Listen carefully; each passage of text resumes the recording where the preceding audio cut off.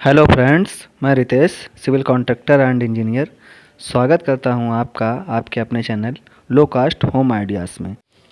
तो दोस्तों, वैसे तो आप लोगों ने YouTube पर इस टॉपिक पर बहुत सारे वीडियो देखे होंगे, लेकिन मैं अपने वीडियो पर हर बार आपको एक यूनिक चीज़ बताने की कोशिश करता हूं और वो चीज़ बताने की कोशिश करता हूं जिससे कि आप लोगों को कुछ ना कुछ उसका कोई बेनिफिट मिल सके। तो इसी विषय को आगे ले करके मैंने एक वीडियो फिर से तैयार किया है। जैसा कि मैंने देखा बहुत से लोगों के साथ इस प्रकार की समस्याएं हो रही थीं।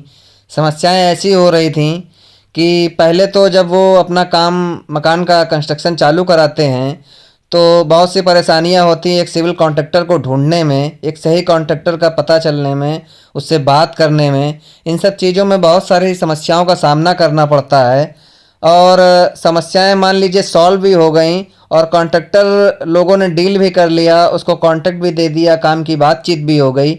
उसके बाद होता क्या है, किसी व्यक्ति को जैसे जानकारी नहीं है तो कॉन्ट्रैक्टर जिस हिसाब से बताता है उस हिसाब से लोग अपना काम को करवाते रहते हैं। जो चीज़ें वो कहता है उसे मानते रहते हैं, यह समझकर कि कोई भी कॉन्ट्रैक्टर अगर पैसा ले रहा है तो उनका काम अच्छे तरीके से करेगा, अच्छे ढंग से करेगा।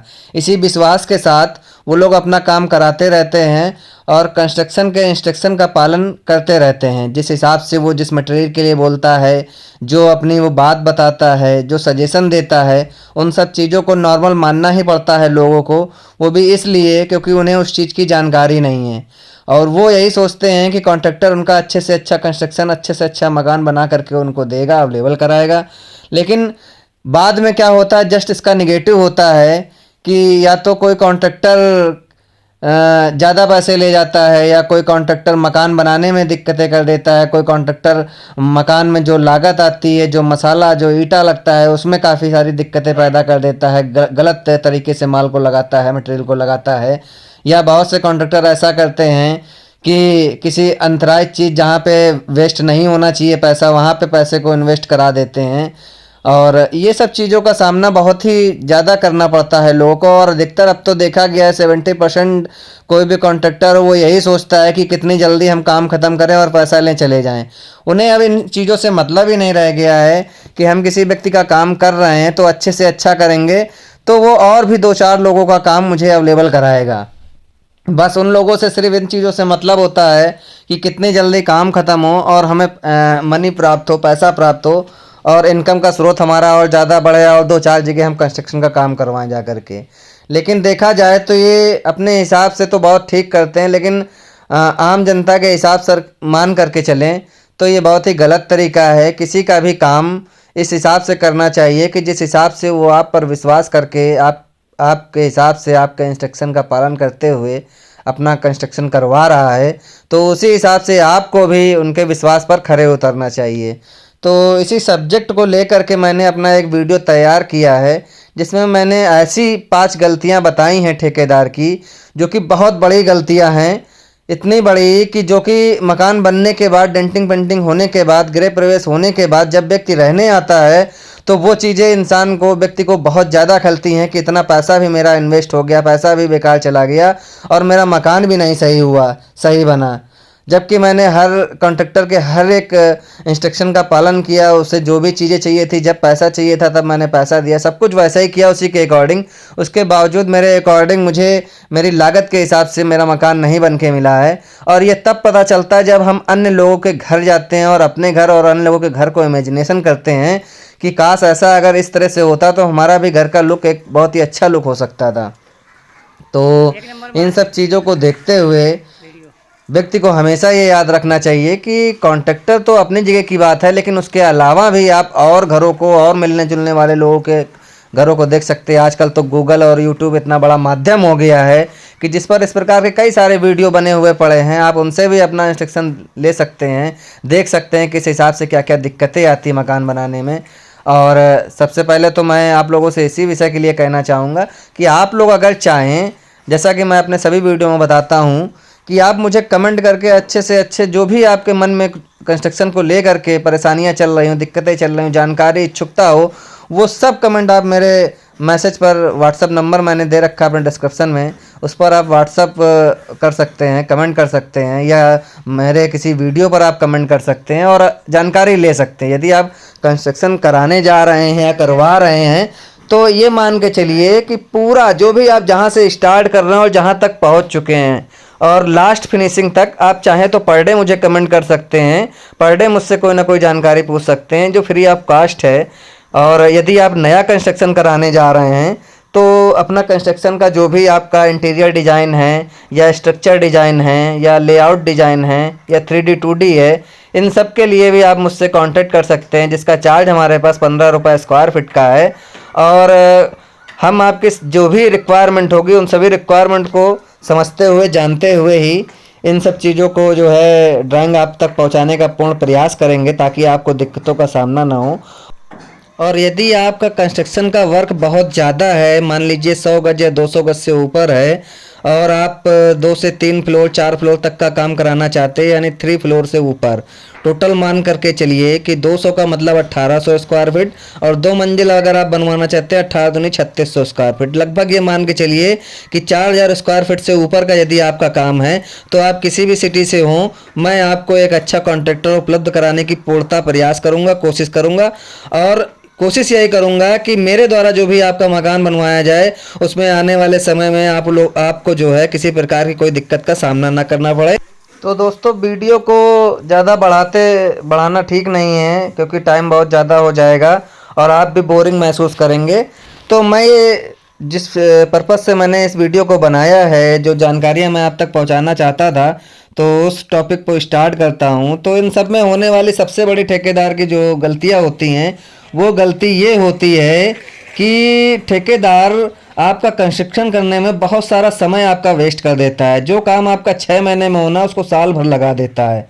साल भर लगाने का मतलब ये होता है कि जो मटेरियल जैसे आज आप ले रहे हैं, जब खादान में वो मटेरियल, जैसे मोरंग की बात कर लें तो मोरंग के खादान में जिस समय बारिश होती है तो मोरंग उस समय निकल नहीं पाती खादान से, तो उस समय पे मोरंग काफ़ी महंगी होती है।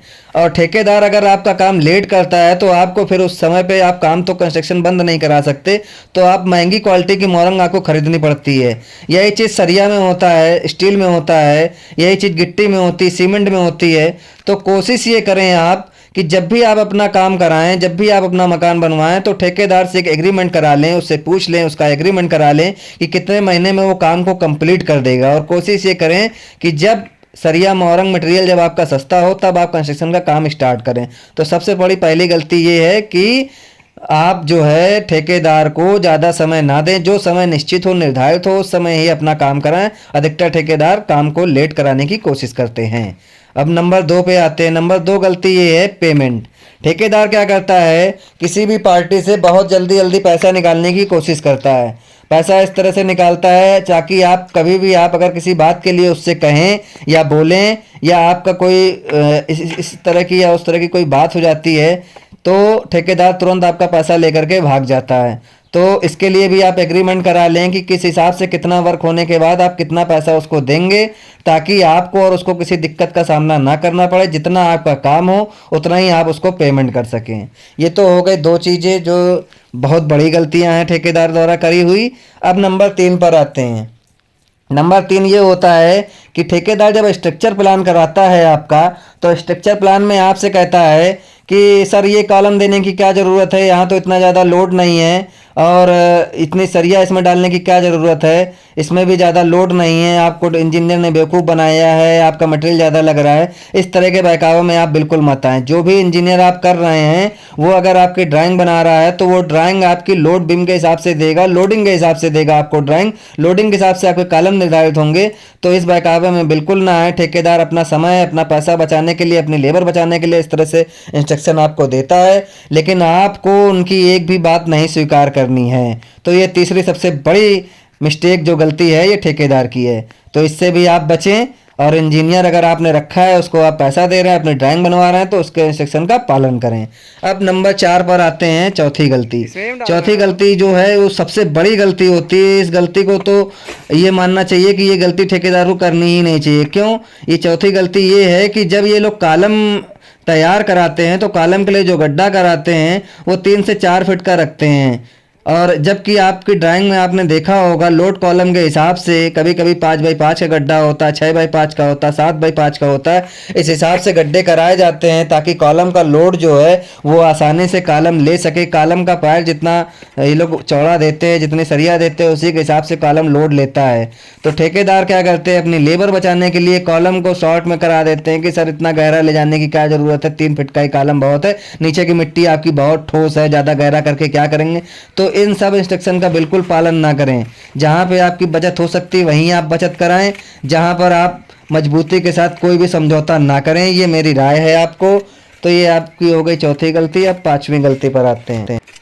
5वीं गलती ये है कॉन्ट्रैक्टर की कि कॉन्ट्रैक्टर पहले तो आपको डील करके आपसे कॉन्ट्रैक्ट ले लेता है, लेकिन फिर करता क्या है, लास्ट में जैसे कि ऊपर की बाउंड्री हुई और बाहर छज्जे के नीचे का वर्क हुआ, जहाँ से गेट आपका बनता है, गेट के अगल बगल नाली हुई, आपके गेट के बाहर रेप हुई, ये सब कामों को करने के लिए बड़ी आनाकानी करता है। और कंस्ट्रक्शन के मकान में जैसे अलमारियाँ बनानी हुई या बहुत से ऐसे वर्क होते हैं चुटुर पुटुर के, जिन्हें कंस्ट्रक्शन करने से बहुत ज़्यादा इनकार करता है, उसका एक्स्ट्रा चार्ज आपसे वसूल करता है।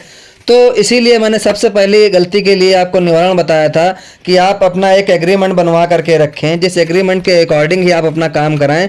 उस एग्रीमेंट पे जो रेट पे आप काम दे रहे हैं वो रेट आप तय कर लिख लें। उसके अलावा जो जो काम वो करके देगा वो आप लिख लें। हर चीज़ का एक आपके पास लिखित प्रॉस्पेक्टर तैयार होना चाहिए, उसी के अकॉर्डिंग आप काम कराएं। और ठेकेदार द्वारा करी हुई गलतियों को आप उनसे बचें, उनकी मिस्टेक से बचें। और यदि आप जागरूक होंगे तो आपका मकान भी अच्छे से अच्छा आप बनवाना चाहते भी हैं और बनवा भी सकते हैं।